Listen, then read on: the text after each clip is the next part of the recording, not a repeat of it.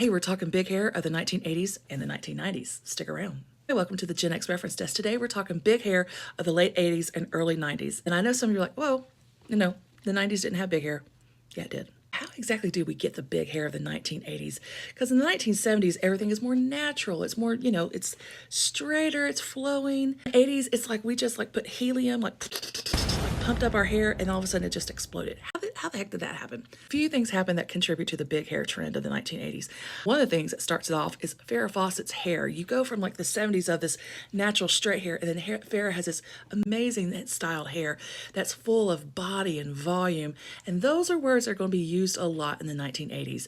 Body, volume, bounce, fullness. Those are words that we want for our hair because we want full-bodied hair. Perms are becoming more popular. You could chemically treat your hair to have curly hair all the time. So many of us were getting perms in the 1980s. I was getting perms in the 1980s. I didn't know I had curly hair. That was well spent money. Perms stayed for a long time. Another key thing that came along in the 1980s that increased big hair was mousse, hair mousse. Hair mousse was invented in France in the 1970s, and they tried bringing it over here in the 70s, but it didn't work. But L'Oreal reintroduces it in the early 1980s, and it takes off.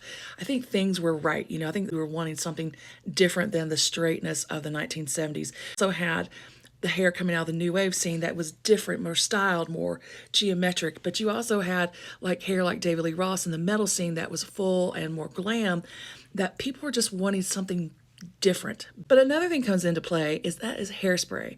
Now, and when I read this, I'm like, what do you mean hairspray? Hairspray's been around forever.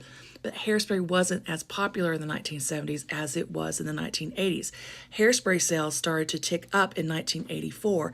Generally, hairspray was used primarily by older women, but by 1984, younger women and teens were starting to buy hairspray in the millions. Generally, teens were buying hairspray by 1 can a week. We also have things that help us to continue to get big hair in the 1980s. In addition to hairspray and mousse and perms, we have gels, we have styling foam, we have crimpers, we have curling irons, we have hot rollers that we're starting to build up and have more and more body in our hair. But here's the thing about big hair in the 1980s. Big hair doesn't mean long. Big hair means volume. Big hair means fullness. And it could be long, and it could be also short. It could also be big bangs, but it could also be wide. Like where you could do this, and then you could spray it and then like hold it out. And then like if you held it out, then it would like, you would get more volume this way. Yeah, that was it was like a preppy big hair is kind of what I was going for. Let's be honest about big hair. Big hair is a time commitment. Most of us would take at least about an hour to do our hair in the 1980s. It was a major time commitment. I was getting up at 5 a.m. I don't get up at 5 a.m. for nothing these days. But in the 80s, heck yeah, I was getting up to do my hair in the 1980s.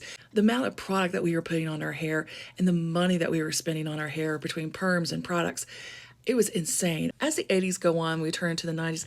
I think there was just a part of us that was starting to get a little bit tired with all the maintenance of doing your hair. And that's where the hair trend starts to kind of slowly come down.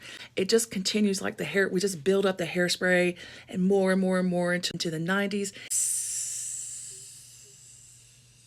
Slowly let out that hairspray. That's where the younger Gen Xers come in and the older millennials, because they aren't going for volume, they're going for style. Like I had full hair, my sister had bangs, my best friend's sister had bangs. It was all about the bang action in the front or the poof. So something like Kelly Kapowski on Saved by the Bell, like where she's got like, it's not so, the back is not as full, but the action in the front, yeah. Slowly starts to come down by about 93. It's on its way out. Some places in the United States, I just did not want to give it up, like Long Island, Texas. There was just some places like, nope, I am big hair to the day I die. I want to hear your story about big hair. How did you make your transition from big hair into something that was not as big? My hair naturally goes big. It's who I am. It's who I am. I always have like big hair. Yeah, but anyway, I want to hear from you, your story about big hair. Please hit me up in the comments and we will talk soon. Bye.